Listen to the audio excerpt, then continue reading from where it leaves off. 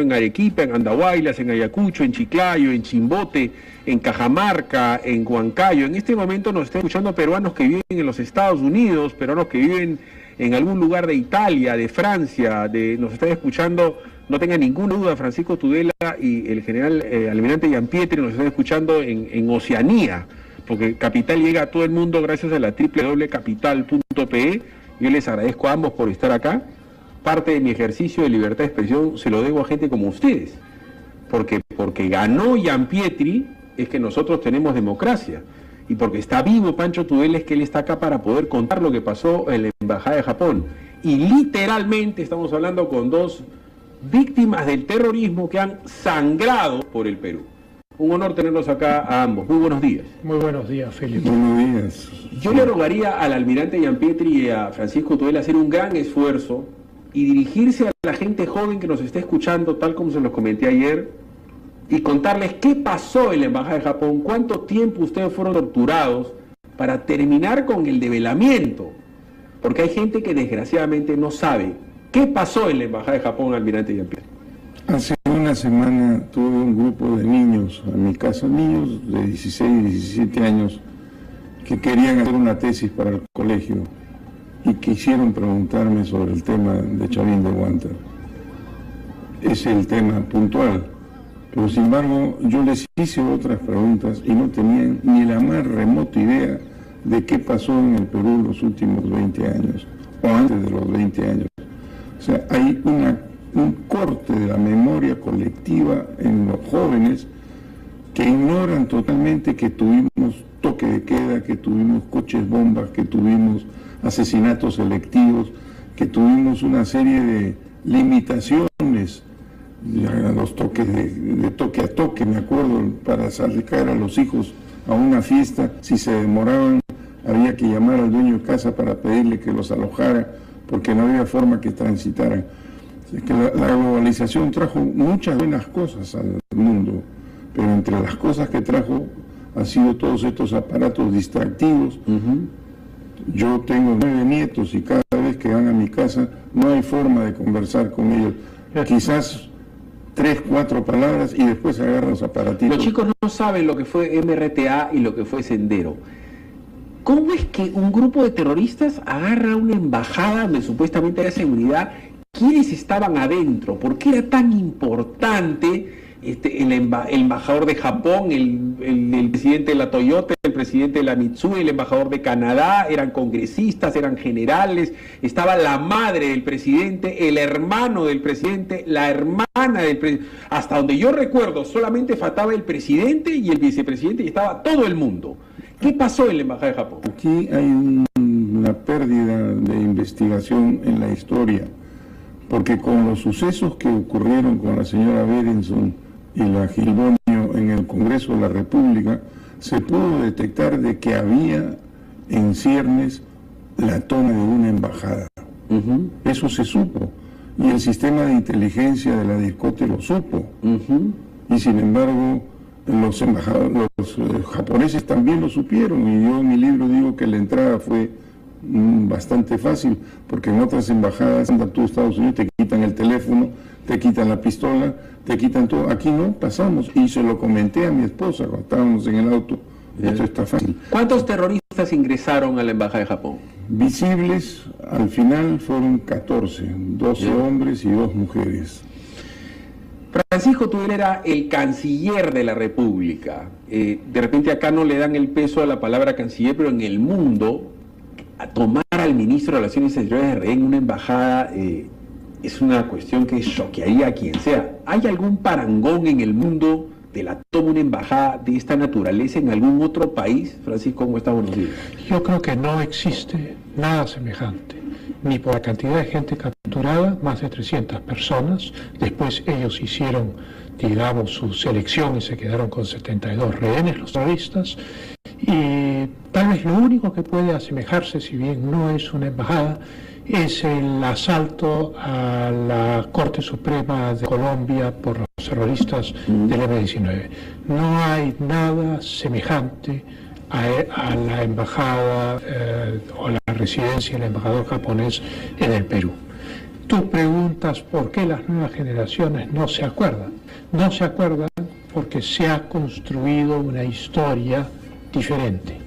Los textos en las universidades, las versiones que manejan los medios de comunicación, son versiones ideológicamente manipuladas. Cuando yo veo, por ejemplo, los textos que mis hijos han utilizado en sus estudios universitarios, mi propia historia es falsa.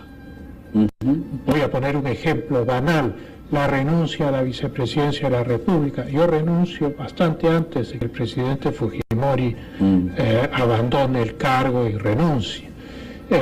Renuncio por el regreso de Montesinos de Panamá y la movilización militar que eso implicaba. Sin embargo, todos los textos universitarios dicen que mi renuncia es posterior a la renuncia de Fujimori. Voy al punto. La manipulación de la historia, la presentación de versiones ideológicas de la historia representan la desacreditación de una legitimidad anterior y la fundación de una nueva legitimidad. La nueva legitimidad se ha fundado reivindicando de alguna manera al terrorismo, diciendo que son víctimas de la sociedad, que no tenían otro camino que ser terroristas, y poniendo como malos a los defensores de la sociedad. Como lo veo yo, el antifujimorismo se volvió en antiperuanismo. Las imágenes de Capital TV ven hoy un hombre mayor, al almirante Gianpietri, pero el almirante Gianpietri, como todos nosotros, ha sido bastante más joven de lo que es ahora, y él es el fundador de la Fuerza de Operaciones Especiales de la Marina de Guerra, y además un hombre especialista en inteligencia, un tipo que está preparado desde que tiene 17 años para 15, para matar por el Perú, y tiene una visión estratégica y militar de las cosas. En el instante que está en la Embajada de Japón y toman los terroristas la Embajada de Japón, ¿qué es lo que razona Gianpietri en ese momento? Estos me van a reconocer, yo soy su enemigo, a mí me van a matar, porque ellos sabían quién era Gianpietri. ¿Qué pasa en ese momento? En ese momento la confusión fue muy grande. Yo estaba con mi esposa, que ha fallecido recientemente. Marcela. Sí. Y eso indudablemente nos llevó a la duda y al pánico inicial, porque no es que sabíamos qué estaba pasando. Veíamos gente dando vuelta con una pañoleta en la cara, y la primera idea que tuvimos fue de que era una explosión lejana. Pero después, cuando los vimos a ellos, nos dimos cuenta que era cercana, y comenzaron a disparar y nos ordenaron tirarnos al suelo. Yo me puse al costado de un sillón con mi señora, y el señor por el cual, señor no le puedo decir, el terrorista por el cual están reclamando, era el que nos insultaba y disparaba sobre nuestras cabezas hacia la pared. En el edificio habían marcas de las balas que habían tenido estos gallos. En el momento que toman la embajada. Cuando toman la embajada. Y en ese momento comenzaron a arrear a todos adentro de la sala y el comedor. Almirante, usted es un militar. O sea, en ese momento usted pensó, yo puedo tomar un puñal, yo puedo tomar una soga, puedo tomar un cenicero, yo puedo hacerles daño, o pensaba en salvar la vida a su mujer y usted mismo. No, yo pensaba en saber primero qué era lo que estaba pasando. ¿Cuántos sabían quiénes eran? Primero teníamos que apreciar la situación, que es por donde parte cualquier planeamiento, una apreciación de la situación. Correcto. ¿Cuál fue la apreciación de Francisco Tudela? O sea, una cosa es el Pancho Tudela, el chico de su barrio, el chico que estudió en la universidad, el peruano, y otra cosa es el canciller que se da cuenta que es rehén. Todo el mundo sabía que era Francisco Tudela, o sea, salía todos los días en los periódicos, era el rehén. Bueno, yo le dije, en cuanto vino la explosión que parecía haber ocurrido en la calle, entraron los terroristas disparando con máscaras contra gases, la policía lanzó gases lacrimógenos, lo que implica que había una gran confusión, todo el mundo estaba afectado por los gases. Fuimos siendo empujados hacia el interior de la residencia, que ya estaba llena de gas. Los terroristas se situaban en los cuartos y disparaban hacia el exterior, desde donde estábamos. El que disparaba frente a mí era justamente Tito. Nos tiraron al suelo, no podíamos levantar la cara del suelo, nos amenazaban de muerte, y yo le dije a mi mujer, soy hombre muerto. Es así de simple. ¿En qué momento Serpa dice yo soy el líder, yo soy tal, yo soy cual, esto es un secuestro? Interlocutores entre ustedes, porque calculo que en un primer momento le hablaba a la masa, pero de ahí salió una cantidad de gente, comenzaron a salir mujeres, porque ellos tampoco podían controlar a 300 personas. ¿Cómo se va? No le habló nunca a la masa. Él escogió el cuarto del embajador en el segundo piso como cuarto de comando y iba seleccionando sus rehenes a los cuales llamaban por su nombre. Y entonces a mí me llamaron por mi nombre y claro, al principio, la primera vez... O sea, lo llaman de sube o traigan a Tudela, dice. Y no, uno de los terroristas dice el canciller Tudela. Entonces, claro, mi primera reacción es quedarme callado. Luego repite, el canciller Tudela. Entonces, claro, yo me doy cuenta que no puedo esconder mi identidad, que es absurdo. Entonces simplemente me pongo de pie, camino donde el terrorista y le extiendo la mano y le digo buenas noches, Francisco Tudela, cosa que lo desconcierta. Me llevan al segundo piso y está Serpa en el segundo piso, ya ha recolectado a los embajadores, ya ha recolectado a los rehenes que él considera su presa principal frente al mundo exterior, frente al gobierno, frente al Perú. Pero la presión internacional del embajador de Canadá, por dar un ejemplo. Claro, y él está con una lista. No está el embajador de Estados Unidos, ¿no? No había llegado. No fue. Estaba por llegar. No se sabe, se dice. Tenía una lista, estaba... ¿Timor iba a ir? Chequeando. Iba a ir, pero parece que después decidió no ir. El vicepresidente Márquez estaba a 3 cuadras. Ese día era también el aniversario de Chile, había una ceremonia en Chile y ahí estaba la mayoría que salieron de la ceremonia, algunos y otros se quedaron, pero por ejemplo Hermosa estaba en esa ceremonia. ¿Ellos sabían quién era Gianpietri? No. Hasta después hubo un medio de comunicación que se encargó de poner mi historia de vida en la primera página y a raíz de eso me hicieron, igual que le hicieron a Pancho en su momento, un juicio popular. Vamos a ir a la pausa. Pase la voz, estamos en Capital 96.7 donde su opinión importa. Yo le voy a decir aquí que tratar de extender al máximo el relato de estos señores. Vamos a terminar evidentemente el develamiento de la toma de la embajada y a qué se dedican los senderistas, los de gente MRTA y sus primos hermanos, que son las organizaciones que defienden los derechos humanos de los terroristas. Sus hermanos, mejor dicho. 9:18, pausa y regresamos con Tudela y con Gianpietri. ¿Qué hacían dentro de la embajada todos los días? ¿Cuánto tiempo estuvieron? ¿Cómo comían? ¿Cómo dormían? Cuando yo hablo de que los torturaron, la gente asocia la tortura con que le ponen un alicate en el ojo a uno y le están despellejando al otro, pero no entienden lo que es la tortura psicológica o el hecho de que te pongan una revólver en el ojo y que te digan te voy a matar luego de que te voy a hacer un juicio popular. Les ruego por favor sea lo más descriptivo posible. ¿Cómo es eso del juicio popular? A la hora que ya supieron que Gianpietri, un tipo que se había enfrentado con Sendero Luminoso y que era el emblema de la Marina de Guerra del Perú, ¿qué hicieron con Gianpietri? ¿Qué hicieron con Tudela? ¿Cómo es esto del juicio popular? En realidad fue una falla de un medio de comunicación importante acá, sacar mi historia de vida en la primera página. Y las radios lo repitieron y ellos escucharon eso. Y felizmente que otros rehenes también lo escucharon y me pasaron la voz. Y entre todos planeamos algunas respuestas rápidas porque sabíamos que se venía el interrogatorio. Y después me llevaron para abajo.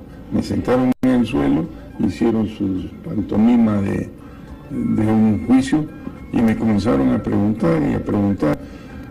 Preguntas concretas. Felizmente estaban un poco despistados porque hablaron de un área en la que yo no había trabajado nunca y un año en que yo no estaba en el Perú. Entonces eso un poco me ayudó a mí a salir del tema y me flexibilizó porque hasta ese momento no me dejaban salir de la habitación. Hay gente que dice que Serpa agarró un grupo de chiquitos despistados del Alto Guayaga, de San Martín, de Ceja de Selva, y que eran chicos que querían ver el Chavo del Ocho y que eran muy ingenuos y que les comenzaron a preguntar a ustedes y que les habían dicho que los iban a llevar de paseo, un poco como relativizando Pero eran chicos que tenían una metralleta, que Correcto. tenían una granada. ¿Cómo era convivir con los terroristas? Muy difícil. Todos habían matado, todos eran muy duros. Los 4 jefes tendrían mi edad, que eran Serpa En esa Carlini, en esa época, claro, todos teníamos 40 años, Serpa Carlini, el árabe,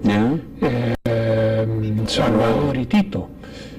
Los más duros eran Tito y Salvador, los más psicópatas, y Serpa Carlini y el árabe eran los más políticos.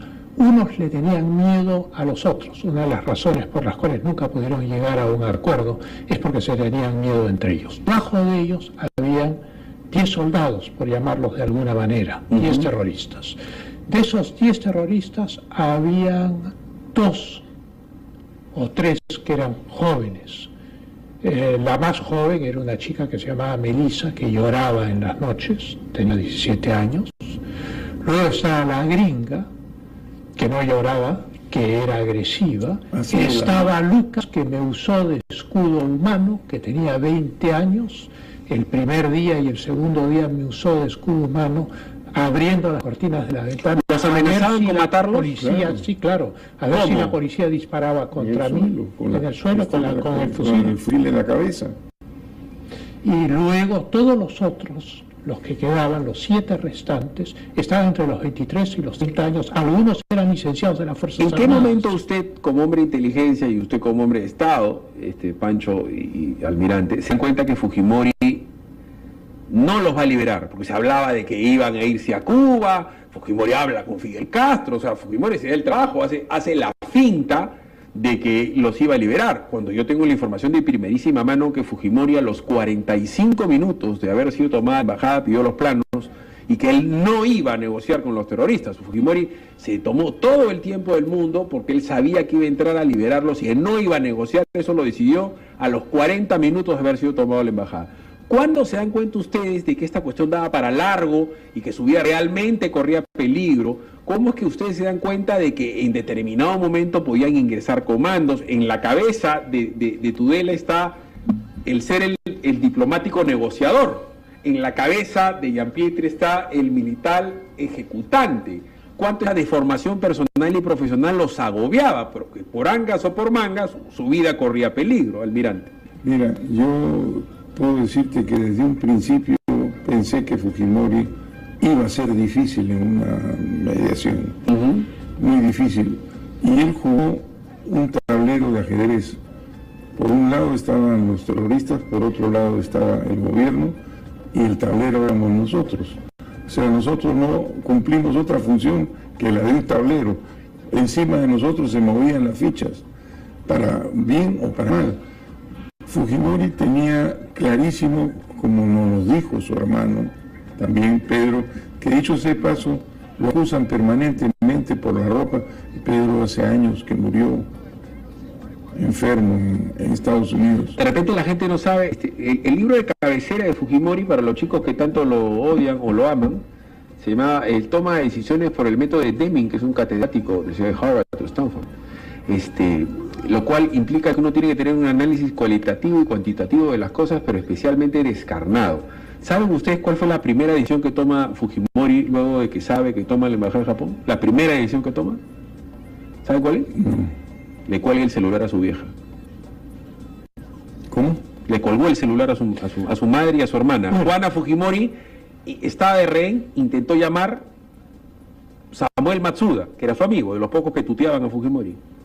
Y no le pasan al presidente. Y la hermana llama, la hermana de Fujimori, Juana, llama al edecán. Y dice, soy la hermana del presidente, páseme con mi hermano. El edecán ingresa a Fujimori y le dice, su hermana está en el teléfono. Fujimori ya estaba tomando una manzanilla, levantó los ojos y con la mano izquierda hizo así. Fujimori le colgó el celular a su madre y a su hermana. Yo llamé a Palacio, conseguí un celular que no había sido decomisado, me escondí detrás de una cómoda, hice 3 llamadas. A la tercera la llamada pasó, me contestó el edecán, a quien conocía, y no me pasó con el presidente, pero me preguntó cuántos eran los terroristas. Yo no sabía ciencia cierta, nadie sabía ciencia cierta cuántos eran, porque eran las 6 de la mañana, las 6:30 de la mañana. Y entonces yo dije, bueno, podrían ser 15, 17, y me di cuenta en ese instante, porque yo había estudiado mucho estos temas en el pasado, yo era profesor de Relaciones Internacionales, me di cuenta en ese instante que no habría negociación. Yo jamás viví de falsas expectativas. La segunda edición de Fujimori, ¿sabe cuál fue? No. Llamar a Montesinos. La tercera, ¿cuál fue? Yo no voy a revelar el nombre de la persona que estuvo ahí porque esa persona me está escuchando y su vida puede correr inclusive peligro. Esta persona dice, Alberto, tenemos que negociar. Tienen al embajador de Japón, tienen a tu mamá, tienen a tu hermano. Fujimori levanta la mirada, sigue moviendo su manzanilla y le dice, yo no voy a negociar. Eso lo sabíamos desde el principio. Y le dice, voltea, levanta los ojos y le dice a Montesinos que está, los planos, ¿dónde están los planos? No había pasado 40 minutos y este tipo, yo no lo haría, yo calculo que Gianpietri lo que quería era salvar a su esposa en ese momento, ¿no es cierto? Y Tudela quería salvar a su esposa y salvarse así. Bueno, este tipo le colgó el teléfono a su vieja, ergo no iba a negociar, pues. Quiero ir desarrollando con lo que pasa dentro en esos meses, en los próximos 15 minutos, y en los últimos 15 quiero que les cuenten ustedes el momento del develamiento. Quiero que le cuente Francisco Tudela que el señor Juan Valer Sandoval no era parte del operativo, que Fujimori le dice a Juan Valer Sandoval que tiene que entrar y salvar al canciller de la República, que Juan Valer Sandoval muere de una manera atroz, como mueren todos los que mueren de manera atroz en ese combate. Y quiero sí que Gianpietri le describa a los señores esos 40 segundos a la libertad. Duró 40 segundos de un infierno. No es como La Cobollada, no es como la película Nam, no es como la película o La Cobollada que ustedes creen. Quiero que ustedes sean muy descriptivos de lo que pasó en esos 40 segundos que permiten que ustedes en este momento, en vivo e en directo, puedan estar dirigiéndose a la gente que nos escucha, a los terroristas que nos escuchan, a los primos hermanos de los terroristas que nos escuchan y a toda la gente que los detesta a ustedes. Por lo pronto, para mí, reitero, es un honor tenerlos acá. Pausa y regresamos con Gianpietri y con Tudela. Pasaban los días y ustedes estaban hacinados. ¿Qué comían? ¿Cómo dormían? ¿Cómo se comunicaban con sus señoras, con sus esposas? ¿Habían cartas? ¿Ustedes veían televisión, leían periódico? ¿Cómo era un día en la vida de un rehén? Los primeros días no había comida. Finalmente la Cruz Roja el tercer día logró pasar unos panes tipo Chancay Bimbo, y entonces un pan se dividía entre 4 rehenes. Esa fue nuestra primera comida, hasta que se estableció el sistema de la Cruz Roja. Durante los primeros días, las primeras horas en realidad, hubo corriente eléctrica. Entonces había un televisor prendido constantemente donde los terroristas se autointoxicaban viendo la cobertura de la toma de la embajada. Todas las cadenas mundiales retroalimentación al ego de los terroristas, y súbitamente se apagó el televisor. Se fue la luz, se fue el agua, se fue todo. Los 126 días fueron sin agua, sin luz eléctrica, metidos dentro de la casa sin la luz del sol, mirando el sol a las horas en las cuales el sol se proyectaba al interior y tomando sol a través de los barrotes cuando se podía. Hay una foto de Francisco Tudela en la ventana de la Embajada de Japón que dio la vuelta al mundo, una cara que miraba a la nada, de desolación. Bueno, en ese momento es la madrugada de la toma, y la desolación es porque el acto terrorista hacía fracasar las negociaciones. Gianpietri logra tener contacto con el exterior. ¿Por qué le comienza a hablar a las paredes? ¿Cómo es que comienza a hablar a una guitarra? ¿Cómo es que se comunica con la gente? ¿Cómo es que comienza a dar información de inteligencia? ¿Cómo se inician esos contactos de inteligencia? Porque sin Gianpietri, hay que decirlo, es un héroe viviente, ¿no es cierto?, no se hubiera podido lograr la toma de la Embajada de Japón, porque mientras que Tudela se preocupaba, Gianpietri estaba trabajando en inteligencia para dar data e información. Bueno, no era yo solo, eso tengo que decirlo. Pancho fue una persona que me ayudó mucho en este tema, y quiero ampliar un poquito el concepto que Pancho ha dicho inicialmente. Nosotros perdimos los 5 sentidos, no éramos dueños de nuestro oído, de nuestro olfato, de nuestro gusto, de nuestro tacto. Todo nos era impuesto, todo nos era impuesto. No nunca tomamos sol. Dormíamos ¿Cómo sería ir al baño, por dar un ejemplo? Por ir al baño. No había baño. Habían unos disal y había que sentarse en un partidor 4 fulanos haciendo sus necesidades a la vez, lo cual es sumamente, yo diría, Denigrante, incómodo. Humillante, ¿no? 212-5353, le ruego a la gente ser absolutamente breves con la pregunta que se me ha olvidado a mí de repente para Gianpietro o para Tudela. Aló, buenos días, tu opinión importa. Hola, Fili, buenos días. Mira, prefiero mantener mi nombre en reserva. Yo mi esposo participó en esa operación de rescate. Y bueno, nada más transmitirte el orgullo que tiene el haber formado parte de este grupo de comandos. Tú me imaginas, así como los rehenes, no me imagino yo haber estado en el pellejo de ellos durante 4 meses y medio, sufriendo todos los abusos, en realidad también de derechos humanos que hicieron los del MRTA, y transmitirte que durante esos 4 meses y medio que duró todo este cautiverio para ellos, hubieron un grupo de comandos que día a día, minuto a minuto, dieron su vida para poder prepararse para ese momento. Yo cuando hablo con mi esposo, de verdad que realmente me emociono, pero para mí es un orgullo vivir con él y es muy triste ver cómo los maltratan ahora. Él ya no está en el ejército, él tuvo que salir por otras razones. Lo volvería a hacer 80 veces, 1000 veces. ¿Tú te acuerdas cuántos años tenía tu esposo cuando fue comando y entró a la embajada? Él era capitán en ese momento, y yo calculo que tendría unos 24 años. ¿Cuánto ganaba? ¿Te acuerdas cuánto era el sueldo de tu marido? Entonces tenía unos 28 años, él ganaba menos de 1.300 soles, menos, sí, y si le cuento los descuentos, además en la categoría que él tenía, pero eso no importaba. Correcto, no, te agradezco y te ruego me dispenses, hay llamadas en espera. Yo le pregunto, ¿a cuántos de ustedes darían su vida por 1.300 soles al mes? Aló, buenos días, tu opinión importa. Aló, Philip. ¿Con quién tengo el gusto? Hola, soy Cecilia. Ceci, tu opinión importa, estamos con Gianpietro y con Tudela. Programón, sí, la verdad que me estremece escuchar el testimonio de eso, porque los rehenes también fueron héroes. Una pregunta corta porque sé que tienes muchas llamadas. Sé que el almirante Gianpietri puede explicarnos claramente si existieron realmente los gallinazos, porque para mí son un invento del Toledato. Correcto. ¿Okay? Correcto, lo voy a responder. Y aprovecho para que vayan desarrollando, porque tenemos hasta las 10 de la mañana. Cuando Gianpietri se da cuenta que van a ingresar, porque le comienzan a pedir información, entonces Gianpietri es un hombre especialista en inteligencia y llega un momento que él llega al convencimiento de que van a ingresar a la embajada. No sabe cómo, presumo que tampoco sabía cuándo. Esa angustia de saber que en cualquier momento puede pasar, y apúrate Fujimori que me van a matar, o sea, es el ser humano y es el militar, es el hombre que extraña a su mujer, que extraña a sus hijos, que quiere conocer a sus nietos, que de repente ha nacido un nieto cuando él estaba adentro. Son seres humanos. ¿Cómo dominar el temor en una circunstancia en donde no duermes bien, no comes bien, no orinas bien, no haces tu posición bien, no puedes soñar y estás amenazado en cada momento para morir? Es una situación de estrés absoluto.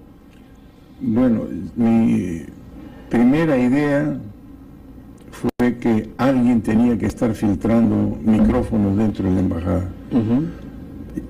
Uno de los comandos, el coronel que ya no está en el ejército, qué lástima que no está, porque con el acto que hizo lo debieron ascender a recontra general, pero no, lo sacaron de coronel. Él ocultó un viper en sus partes íntimas, en el calzoncillo. Cuando buscaron por viper y teléfonos celulares a todos y se los quitaron, él guardó el suyo. Y por ahí él recibía por cinta, porque no era hablado sino por cinta, mensajes de apoyo porque era el edecán de Joiboa en el Congreso de la República. Entonces se acercó a mí y me dijo, almirante, tengo un viper. Ahí dije, bueno, si este tiene un viper, podría ser un ida y vuelta, pero no sabía dónde estaban los micrófonos. Entonces comencé a hablarle a todo lo que entraba, que traía la Cruz Roja, las escobas, los baños portátiles, los termos, los cuadritos que llevaban, los libros que comenzaron a mandar. Llega una guitarra, entiendo que llega una guitarra. Eso fue después. Eso fue mucho después. Mucho después, eso fue en febrero. Entonces, para ese momento lo único que a mí me interesaba era tener... ¿De qué fecha a qué fecha están? Estamos hablando de los primeros días de enero, yo diría un poco antes. Finales de Navidad. De Navidad comenzamos a hacer eso.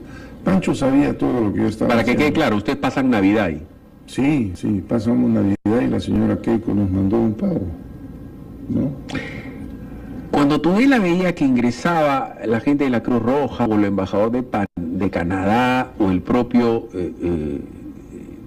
Monseñor Cipriani, decía, acá puede estar mediando Canadá, mediando la Cruz Roja, mediando el Papa, ¿tenía la esperanza de una salida pacífica y negociada a Tudela? ¿Tenía comunicación con Gianpietri? Gianpietri le dijo en algún momento, esto no va a pasar. En determinado momento ustedes se comenzaron a pelear, se pusieron irascibles. O sea, repito, el estrés tiene que ser, porque hasta las ratas se pelean entre ellas cuando lo meten en una caja. Sí, puedo contestar. Sí. Jamás peleamos. No.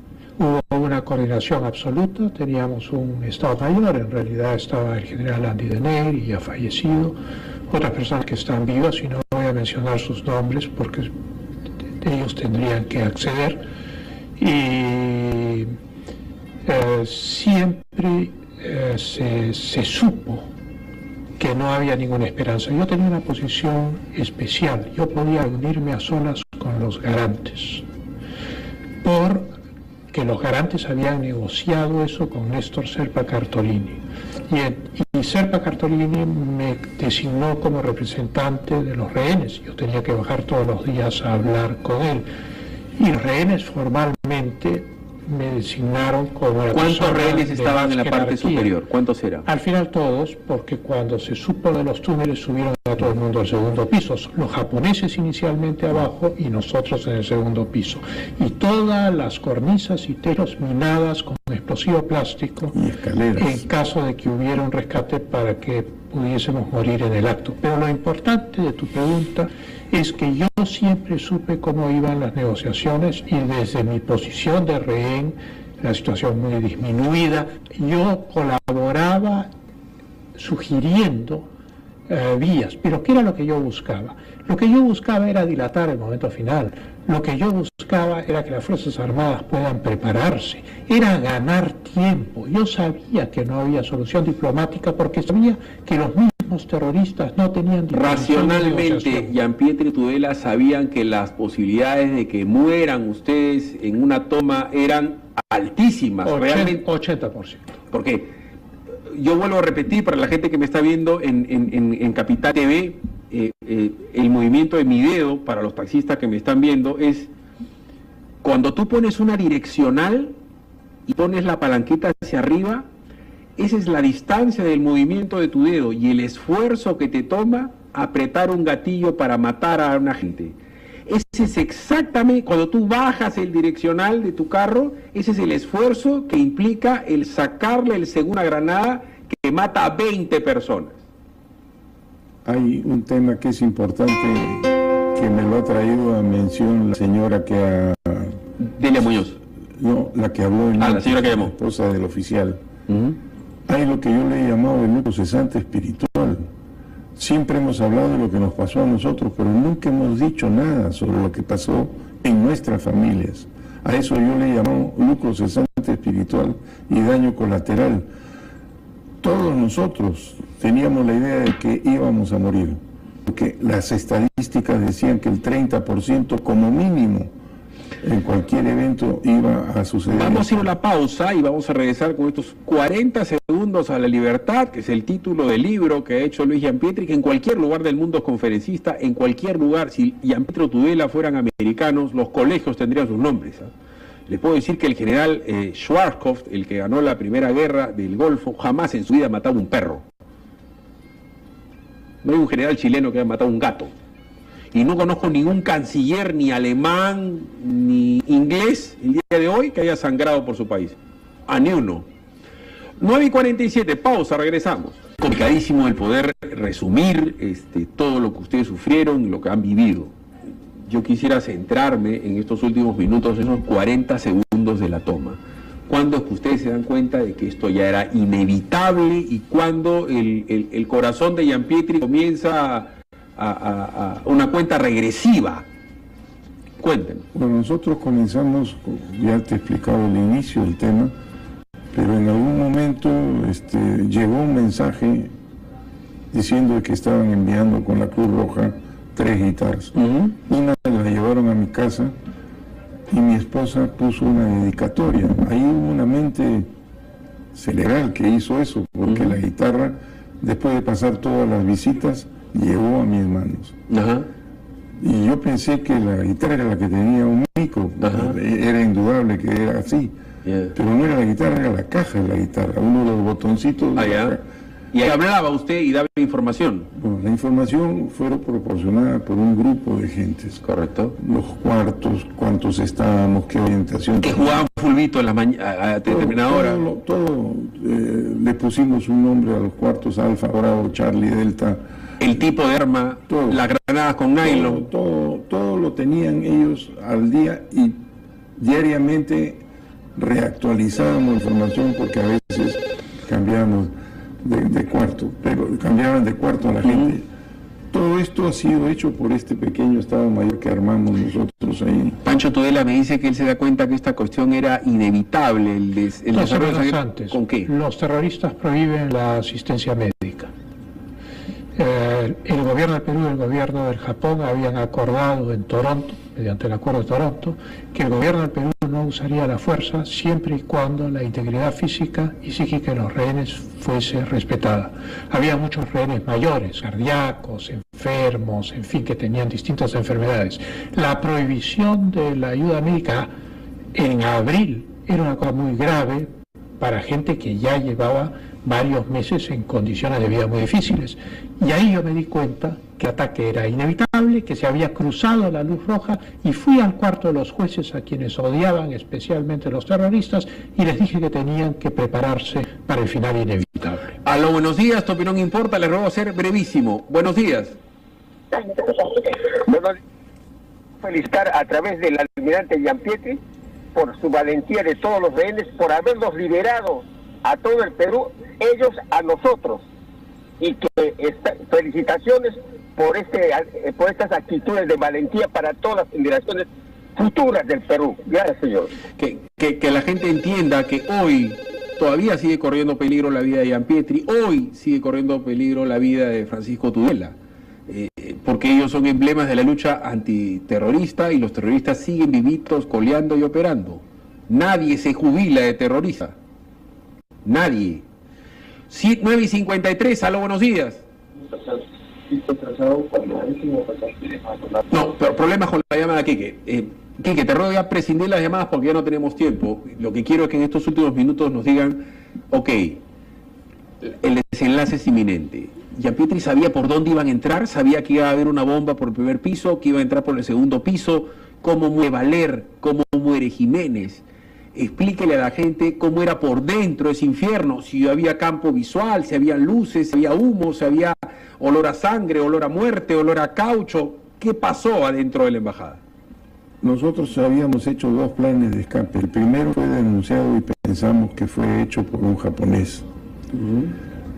Al segundo plan de escape, que lo hicimos con Pancho también, informé sobre esto y el mensaje de respuesta fue: para todo, no malogre usted el día D. Ahí entendí yo que algo se venía. El día domingo, anterior a esta salida, temprano me llegó un mensaje ya formal y comenzamos a trabajar con ida y vuelta. O sea, yo mandaba un mensaje y ellos me darían la confirmación de la recepción del mensaje. Y ahí decían como 6 o 7 palabras que tenía que decir para fin de que no hubiese ninguna confusión. Chanchitos, chanchos, el cielo, el infierno, y al final la palabra Mari está enferma, que hasta ahora no sé por qué, nadie me ha podido decir porque no conversé con nadie sobre esto cuando salí de Los chanchitos eran los terroristas, el cielo era el segundo piso, el infierno era el sótano o el primer piso. El primer piso. ¿Y Mari, esta enfermera, era la clave para el inicio de la operación? Cuando ya todo estaba listo, que significaba que los rehenes estaban en las habitaciones, que todos estaban echados, que había un oficial de la Fuerza Armada con ellos y de la policía en cada habitación, y que nosotros habíamos abierto las puertas metálicas que daban al balcón. Todo esto se había hecho ya. Primero habíamos hecho un ensayo ese día, todo el día, y a las 3:30 de la tarde nos dijeron, para todo, mañana lo volvemos a hacer otro ensayo. Yo puedo entender que Gianpietri tenga la frialdad para hacer esto, pero Pancho Tudela es un civil. ¿Cómo lo vivía Pancho Tudela? O sea, hacer el zafarrancho de combate previo, estamos hablando de que Pancho Tudela sabía que podía morir. ¿Cómo manejaba ese estrés? Yo supe la noche antes que esto iba a ocurrir, intuitivamente. Nunca dormí mejor, porque supe que se había acabado. En la mañana tocaron el himno de la Marina, cosa que nunca había sucedido a lo largo de los 126 días. Y supe que ese día era el rescate. ¿Ustedes sabían cuando entra Cipriani los confiesa? ¿Ustedes son creyentes? ¿Ustedes rezaban? Afortunadamente yo, por lo menos, tengo un buen contrato con Dios. O sea, y estaba preparado para morir. ¿Pachico, tú estabas preparado para morir? Sí, claro. Yo tenía una carta. Pero tienes hijos chicos. ¿Qué edad tenían tus hijos? Bueno, muy pequeños en ese momento. Adriana tendría 8, Felipe tendría 4. ¿Y de noche tú llorabas pensando en tus hijos? No, nunca. Miraba una foto de ellos que había conservado en el bolsillo, una foto en la cual estábamos los 4, y todas las noches miraba esa foto. Un tipo como Gianpietri puede llorar de temor, ¿no? Sí, de temor no, pero sí puede llorar. Yo sí sé lo que es llorar. Lloré cuando llegué a mi casa y entré a mi casa y encontré que mi mujer había mantenido el árbol de Navidad prendido hasta abril, con todos los regalos cerrados. Son 9:57, nos quedan 3 minutos. Hábleme de esos 40 segundos en estos 3 minutos. Suena la bomba, entra Jiménez, entra Valer. ¿Cómo muere Valer? ¿Cómo muere Jiménez? ¿Cómo es que Valer tenía que proteger la vida del canciller? Porque son ustedes los últimos en que salen. Hay un episodio... No es cierto, yo soy ¿no? el primero que sale. Sí. Porque yo no podía, los terroristas me habían dicho que me iban a matar, Serpa Cartolini ya me había dicho, yo lo respeto canciller, pero tengo que matarlo. Y yo no podía quedarme dentro de la residencia, yo decidí que no podía quedarme como un corderito para que me ejecuten. Y entonces salí a la terraza. En la terraza rampando me cruzo con Valer y otros 2 comandos. El segundo de los comandos hace un gesto hacia mí, yo le digo que no, y le hago así con las manos, porque me estaban disparando. ¿Estaba herido, Tudela? Todavía, iba a ser herido dentro de poco. Tiran una granada, el terrorista tira una granada que estalla en el aire porque golpea el paño a la puerta, 60 esquirlas en el cuerpo, me dispara 3 veces, una bala me roza, la segunda golpea el muro junto a mis ojos, y la tercera pues ya me da, ¿no? No era tan maleta el terrorista con todo, a pesar de la adrenalina, y Valer y los comandos siguen hacia la puerta. ¿Cuántos marinos habían en la toma de la embajada? Bueno, el núcleo de estos fue parte de la infantería marina, deben haber sido unos 25. Cuando lo ven salir, muchos de estos muchachos gritan jefe, jefe, y lo protegen a Gianpietri, o sea, lo reconocen. Me piden que no me salga primero para poder ayudar a identificar rehenes. Hay una escena que sale grabada en televisión muy pocas veces vista. Francisco Tudela, ya cuando entiende que ha salvado su vida, está al costado de un marino y voltea y le pregunta ¿cómo te llamas? Así es. No me da su nombre. Se niega. Se niega. Además estaba con pintura de guerra. Todos y le repite 2 veces, dame tu nombre, y él dice infante de marina. Así es. ¿Ya sabe quién es? Sí. He conversado con él. Son 9:59, yo reitero mi agradecimiento. Tienen 30 segundos cada uno porque este programa va a ser recontra colado en YouTube y seguramente muchísima gente cuando ustedes salgan les va a pedir que sigan conversando del tema y que sigan predicando la paz que han venido a pregonar acá después de una guerra. Almirante. Yo quiero leer un parrafito pequeño de la carta del coronel Valer. No existe, existe un parque y una avenida Salvador Allende, pero no existe un parque y una avenida grande con el nombre del coronel Valer. Dice: queridos compañeros, antes que nada quiero agradecer por distraer las labores y de regalarme un poco de tiempo para leer estas líneas a ustedes. Al escucharlas, sabrán que como consecuencia de esta operación de rescate he perdido la vida durante la ejecución de la misma, 24 horas antes de que lo mataran. Ese era el espíritu de la gente, ese era el sentimiento de todos los comandos que entraron, y todos tenían, inclusive nosotros, alguna carta de despedida en el bolsillo de la familia. No nos pueden tratar de reproducir ahora en un laboratorio en Costa Rica qué cosa fue lo que pasó en la Embajada de Japón. Son 10 de la mañana, este programa necesita una segunda parte. La próxima semana, Quique, vamos a volver a traer al almirante Giampietri y a Francisco Tudela, que canceló una cita importantísima para venir acá.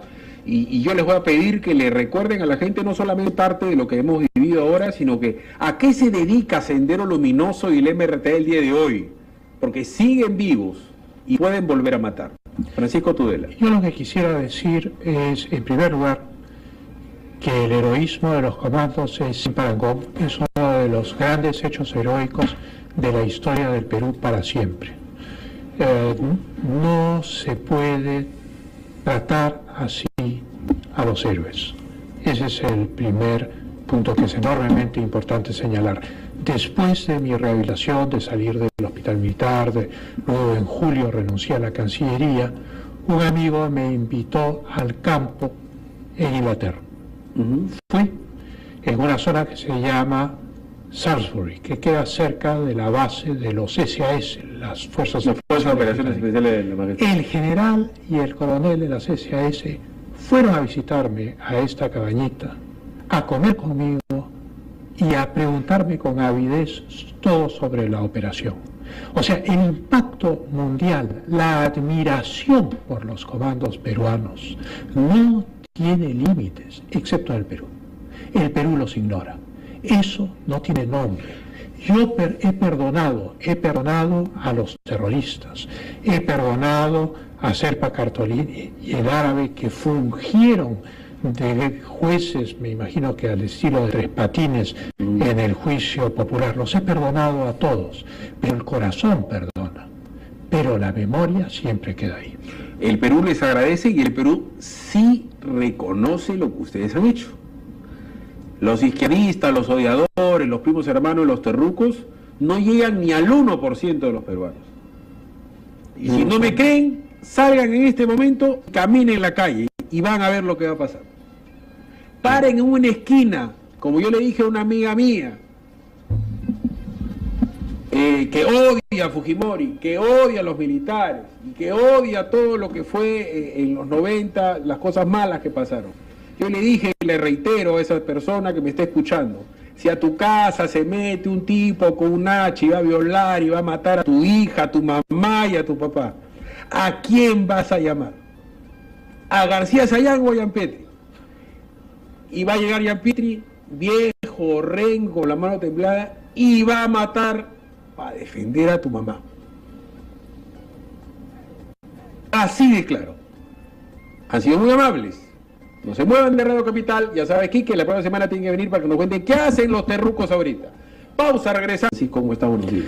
Yo creo que no existe nada semejante, ni por la cantidad de gente capturada, más de 300 personas. Después ellos hicieron, digamos, su selección y se quedaron con 72 rehenes, los terroristas. Y tal vez lo único que puede asemejarse, si bien no es una embajada, es el asalto a la Corte Suprema de Colombia por los terroristas del M-19. No hay nada semejante a la embajada o la residencia del embajador japonés en el Perú. Tú preguntas por qué las nuevas generaciones no se acuerdan. No se acuerdan porque se ha construido una historia diferente. Los textos en las universidades, las versiones que manejan los medios de comunicación son versiones ideológicamente manipuladas. Cuando yo veo, por ejemplo, los textos que mis hijos han utilizado en sus estudios universitarios, mi propia historia es falsa. Voy a poner un ejemplo banal, la renuncia a la vicepresidencia de la República. Yo renuncio bastante antes de que el presidente Fujimori abandone el cargo y renuncie. Renuncio por el regreso de Montesinos de Panamá y la movilización militar que eso implicaba. De Chavín de Huántar. Es el tema puntual. Pero sin embargo, yo les hice otras preguntas y no tenían ni la más remota idea de qué pasó en el Perú los últimos 20 años, o antes de los 20 años.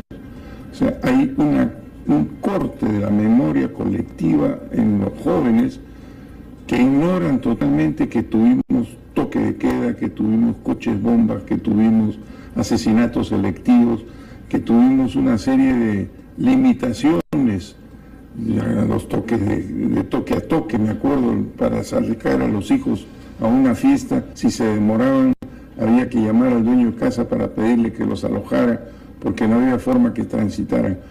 Es que la globalización trajo muchas buenas cosas al mundo, pero entre las cosas que trajo han sido todos estos aparatos distractivos. Yo tengo 9 nietos y cada vez que van a mi casa no hay forma de conversar con ellos. Quizás 3, 4 palabras y después agarran los aparatitos. Los chicos no saben lo que fue MRTA y lo que fue Sendero. ¿Cómo es que un grupo de terroristas agarra una embajada donde supuestamente había seguridad? ¿Quiénes estaban adentro? ¿Por qué era tan importante el embajador de Japón, el presidente de la Toyota, el presidente de la Mitsui, el embajador de Canadá? Eran congresistas. Sin embargo, todos los textos universitarios dicen que mi renuncia es posterior a la renuncia de Fujimori. Voy al punto.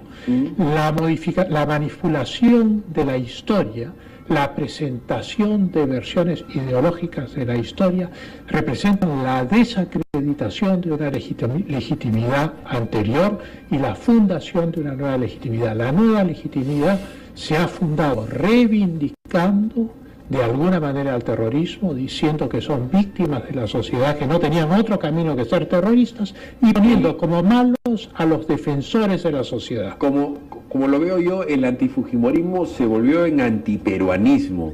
Las imágenes de Capital TV ven hoy un hombre mayor, al almirante Gianpietri, pero el almirante Gianpietri, como todos nosotros, ha sido bastante más joven de lo que es ahora, y él es el fundador de la Fuerza de Operaciones Especiales de la Marina de Guerra, y además un hombre especialista en inteligencia, un tipo que está preparado desde que tiene 17 años para 15 para matar por el Perú, y tiene una visión estratégica y militar de las cosas. En el instante que está en la Embajada de Japón y toman los terroristas la Embajada de Japón, ¿qué es lo que razona Gianpietri en ese momento? Estos me van a reconocer, yo soy su enemigo, a mí me van a matar. Porque ellos sabían quién era Gianpietri. ¿Qué pasa en ese momento? En ese momento, en Arequipa, en Andahuaylas, en Ayacucho, en Chiclayo, en Chimbote, en Cajamarca, en Huancayo. En este momento nos están escuchando peruanos que viven en los Estados Unidos, peruanos que viven en algún lugar de Italia, de Francia, nos están escuchando, no tengan ninguna duda, Francisco Tudela y el general almirante Gianpietri nos están escuchando en Oceanía, porque Capital llega a todo el mundo gracias a la www.capital.pe. Yo les agradezco a ambos por estar acá. Parte de mi ejercicio de libertad de expresión se lo debo a gente como ustedes, porque ganó Gianpietri es que nosotros tenemos democracia, y porque está vivo Pancho Tudela es que él está acá para poder contar lo que pasó en la Embajada de Japón. Y literalmente estamos hablando con 2 víctimas del terrorismo que han sangrado por el Perú. Un honor tenerlos acá a ambos. Muy buenos días. Muy buenos días, Felipe. buenos días. Yo le rogaría al almirante Gianpietri y a Francisco Tudela hacer un gran esfuerzo y dirigirse a la gente joven que nos está escuchando, tal como se los comenté ayer, y contarles qué pasó en la Embajada de Japón, cuánto tiempo ustedes fueron torturados para terminar con el develamiento, porque hay gente que desgraciadamente no sabe qué pasó en la Embajada de Japón, almirante Gianpietri. Hace una semana tuve un grupo de niños a mi casa, niños de 16 y 17 años que querían hacer una tesis para el colegio y quisieron preguntarme sobre el tema. Estas eran generales, estaba la madre del presidente, el hermano del presidente, la hermana del presidente. Hasta donde yo recuerdo, solamente faltaba el presidente y el vicepresidente y estaba todo el mundo. ¿Qué pasó en la Embajada de Japón? Aquí hay una pérdida de investigación en la historia, porque con los sucesos que ocurrieron con la señora Berenson y la Gilbonio en el Congreso de la República, se pudo detectar de que había en ciernes la toma de una embajada. Eso se supo, y el sistema de inteligencia de la DIRCOTE lo supo, y sin embargo los japoneses también lo supieron, y yo en mi libro digo que la entrada fue bastante fácil, porque en otras embajadas, anda tú a Estados Unidos, te quitan el teléfono, te quitan la pistola, te quitan todo. Aquí no, pasamos, y se lo comenté a mi esposa cuando estábamos en el auto. Esto está fácil. ¿Cuántos terroristas ingresaron a la embajada de Japón? Visibles, al final fueron 14, 12 hombres y 2 mujeres.